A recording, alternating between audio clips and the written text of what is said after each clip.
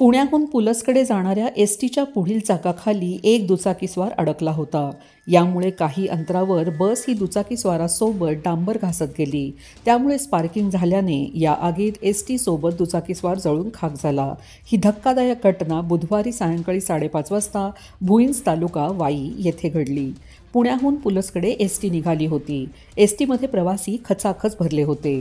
महामार्गावरील भुईंज येथे विरंगुळा पेट्रोल पंपजवळ एसटी आल्यानंतर अचानक पुढील डाव्या बाजूच्या चाकाखाली दुचाकीस्वार अडकला. डांबरावर दुचाकी घासत गेल्याने स्पार्किंग झालं.